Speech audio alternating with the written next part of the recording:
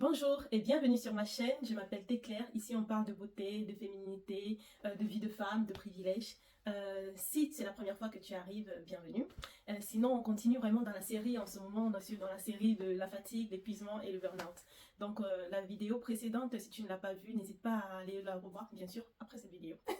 Mais n'hésite pas à aller la voir. Donc on parlait la dernière fois des signes que j'ai eus qui m'ont montré que j'étais vraiment à la limite du burn-out, au précipice en fait, à la limite au précipice. Et donc aujourd'hui j'aimerais qu'on parle de toutes ces charges invisibles qui nous minent, nous les femmes fortes, nous les femmes qui sommes mamans, responsables, avons beaucoup de choses à faire. Et je me suis fait cette réflexion un jour où vraiment, après une journée, j'étais vraiment fatiguée, mais vraiment. Et puis je me suis dit, attends, on va se calmer. À quoi j'ai vraiment pensé aujourd'hui? J'écoutais un podcast et tout d'une américaine, je sais plus, c'était Mel Robbins ou je sais plus. Mais du coup, j'ai essayé de faire l'inventaire de toutes ces choses qui m'épuisent, qui ne sont pas physiques.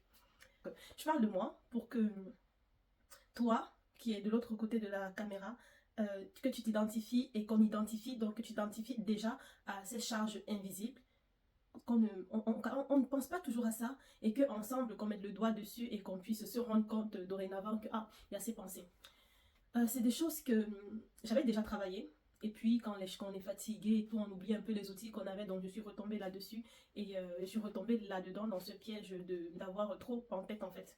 Donc, c'est des choses, franchement, ça va du matin au soir. Essayons de faire ensemble un peu ma journée type, hein. C'est, par exemple, le matin, je me réveille.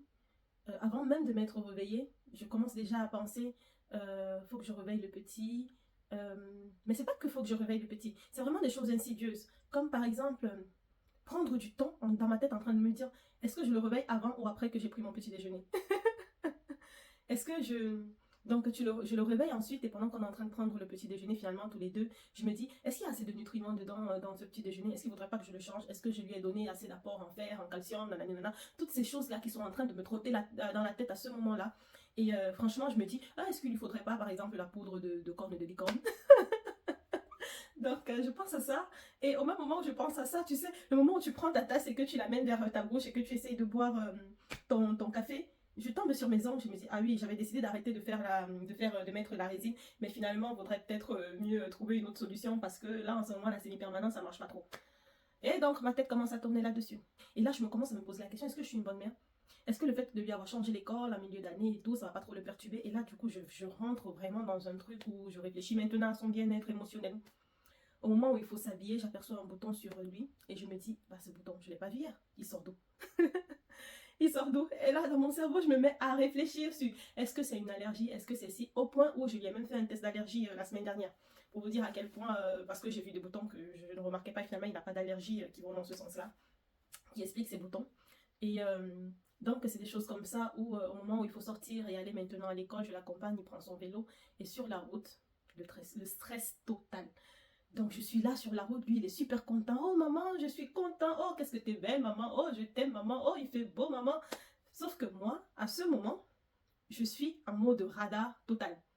Policier dans ma tête. Je sais même pas policier dans ma tête ou feu dans ma tête, je sais pas quoi dire. Mais je regarde la route, je calcule tout au centimètre près, au millimètre près. S'il freine trop tard ou s'il freine trop rapidement, et s'il se prend, je sais pas pourquoi, et si j'ai pas assez de temps entre sa distance et ma distance pour le sauver de je ne sais quoi.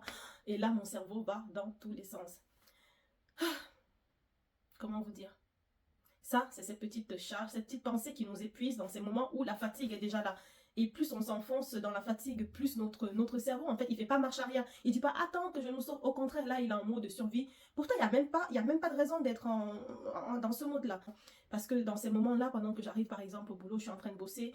En même temps, le travail, ça m'occupe aussi. Je me fais une longue to-do list comme ça, je prends mes priorités, je mets en haut, je me dis, mais il y a quand même ci à faire, il y a quand même ça à faire par rapport au boulot. Et là, je me souviens de la facture d'eau qui est sur le frigo, qui n'est pas encore payée. Et oui, et je me dis, ah oui, ça, il faut aussi que je la paye dès que je rentre ce soir. Il faut que j'ai le temps d'ouvrir mon ordinateur et payer ça rapidement. Et puis, je pense au rendez-vous chez le dentiste. Et puis, je pense un rendez-vous. Je me dis, bon, quels sont les rendez-vous administratifs qu'il faut faire et tout dans les prochains jours. Et c'est ça. Encore et encore. Ça a dû même te fatiguer en m'écoutant. Mais si tu es une maman qui, comme moi, a vécu ces choses, tu comprends parfaitement. Et même que j'aimerais te demander de mettre en commentaire toutes ces choses qui te passent par la tête, que tu as l'impression qui te remplissent la tête et finalement te gâchent certains petits moments. Donc ça t'empêche d'être pleinement dans le présent et d'être toujours en train d'anticiper, anticiper, anticiper. Et c'est invisible parce que c'est pas comme la charge mentale de simplement se dire qu'est-ce que je vais cuisiner, ou bien se dire je dois payer telle facture. Donc, en fait, c'est pas que ça, ça va vraiment bien au-delà. C'est par exemple, tu pourrais te demander qu'est-ce que tu vas cuisiner, mais commencer à te poser des questions sur l'apport en nutriments. C'est commencer par exemple à te dire qu'est-ce que je vais mettre la semaine, ou qu'est-ce que mon fils va mettre, mes enfants vont porter comme vêtements cette semaine, et aller plus loin que ça, te dire ah, d'ailleurs, ces vêtements ne suffisent plus, cette chaussure, je l'ai vue un peu boitillée, peut-être que ça va pas, il faudrait peut-être acheter ci, peut-être pas chez cette marque-là, mais chez telle autre marque. C'est cette charge ou c'est ce sentiment qu'il faut toujours faire mieux, toujours essayer de maîtriser le plus petit détail de nos vies. Et oui, je suis tombée là-dedans. Donc, avec du recul, je pense vraiment que ça a été l'une des raisons de ma fatigue, de l'accélération de ma fatigue, je vais dire ça. Donc, j'ai pas été super bien pendant ces moments-là. Donc, quand je me suis rendu compte de cet état de fait dans ma tête, cet état des choses, j'ai couché sur un papier. J'ai couché sur un papier toutes les petites pensées qui me passaient par la tête. Parce que c'était trop, ça me remplissait le cerveau, ça me faisait avoir des migraines. Au moment de m'endormir, j'arrivais pas à m'endormir parce que j'étais en train de penser à tout ce que je n'ai pas fait de la journée et tout ce que je dois faire dans la journée, dans le mois, dans l'année, dans les 10 ans à venir. Oui, déjà que je suis un peu comme ça à la base, mais ça ne m'a pas aidé du tout. Et donc, je pense que beaucoup de mamans se reconnaissent dans ces choses-là. Et je pense qu'on pourrait travailler ensemble, on pourrait travailler à atténuer. Parce que ça ne peut pas totalement partir, on est un peu comme des architectes de l'humanité. Mais il faut dans certains moments lâcher prise, trouver le moyen de prendre du recul. Et merci de m'avoir écouté. J'ai rien d'autre à dire pour l'instant. Donc c'était ce que je voulais faire. Je voulais avec vous faire un état des lieux de cette petite chose. Donc dites-moi en commentaire si j'ai oublié des choses. J'oublie certainement des choses parce que là, je n'ai pas vraiment parlé de tout ce qui est penser à moi, penser aux autres. Parce que dans tout ça, tu te dis aussi, ah oui, je me sens pas très bien, mais il faudrait que j'appelle telle copine qui passe aussi un moment difficile, ou ma mère, ou telle autre personne. Il y a ça aussi.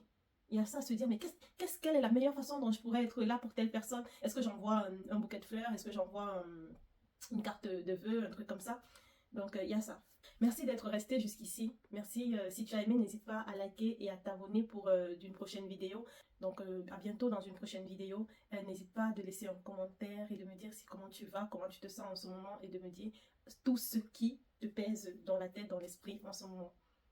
Merci de m'avoir écouté. À bientôt pour une prochaine vidéo. Au revoir.